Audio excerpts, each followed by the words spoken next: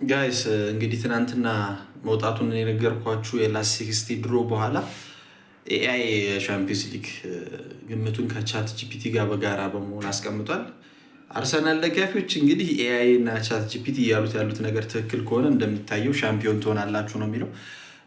እንግዲህ እንደሚታወቀው በይበልጥ በቀኝ በኩል በጣም ያደላ ድሮ ነው። በግራ በኩል ካለው አንጻር በግራ በኩል ከባርሳና ከአርሰናል ውጭ ይሄ ነው የሚባል ትልቅ ቡድን ብዙም የለውም። በቀኝ በኩል ግን የሻምፒዮንስ ሊግ አሸናፊዎች ክምችት ያለበት ነው እና የበለጠ ቻት ጂፒቲም ሲያስቀምጥ የተወሰነ እንትኑን ሳየው በቀኝ በኩል ያሉትን ነበረ ለማሳለፍ ትንሽ ሲቸገር የነበረው። ባና አርሰናል በኩል ብዙ አልተቸገረም። ራውንድ ኦፍ 60 ላይ ፓሪስ ሴን ጀርመን ቼልሲን አሸንፎ ያልፋል አለ። ከዛ ሊቨርፑል ጋላታሳራይን አሸንፎ ያልፍና ሰሚፋይናል ላይ ፒኤስጂ ልክ እንደ አምናው ኳርተር ፋይናል ሊቨርፑልን ጠቅ አድርጎ ወደ ግማሽ ፍጻሜ ያልፋል አለ።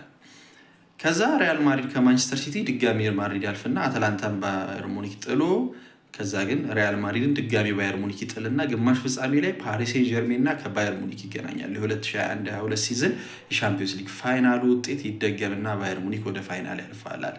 በግራ በኩል ኒውካስትል ከባርሳ ኢዚሊ ያልፋል አለ። አትሌቲኮ ማድሪድ ከቶተናም አትሌቲ ያልፋል። በስፔን ደርቢ ባርሳ ከአትሌቲ የሚያደርጉት ጨዋታ ላይ አትሌቲ ያልፋል አለ። እዚህ ጋር በጣም ከባድ ውሳኔ ነው የወሰነው። የባለፈውን የኮፓ ዴል ሬይ ውጤት ያየ ይመስለኛል። ቦዶ ግሊምት ከስፖርቲንግ የቦዶ ግሊምት አሁንም ድንቅ ግስጋሴ ይቀጥልና ወደ ኳርተር ፋይናል ያልፋል አለ። ባየር ሊቨርኩሰን አርሰናል በቀላሉ አሸንፎ ቦዶ ግሊምት ጋር ኳርተር ፋይናል ላይ ደርሳል። ያው ምንም ጥያቄ የለውም። ቦዶ ግሊምት ጋር ደርሶ አርሰናል አያልፍም አይባልም። ቦዶ ኳርተር ፋይናል ላይ አሳዛኝ ተሸናፊ ሆኖ ይወድቃል።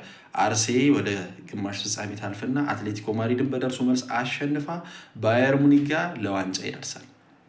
እዚህ ጋር ነው አሁን ትልቁ ግሩፓማ ስቴዲየም ላይ የሚደረገውን የፋይናል ጨዋታ በጋብርኤል ማጋሌሽ የ28ኛ ደቂቃ ጎል 1-0 በማሸነፍ አርሰናል ለመጀመሪያ ጊዜ ሻምፒዮንስ ሊግ ዋንጫውን ከፍ አድርጎ ያነሰዋል።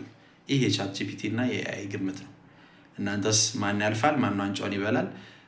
ቻት ጂፒቲ ከተሳስቷል ወይስ ትክክል ነው ካላችሁ ኮመንት ላይ ያስቀምጡልን። መልካም ቀን።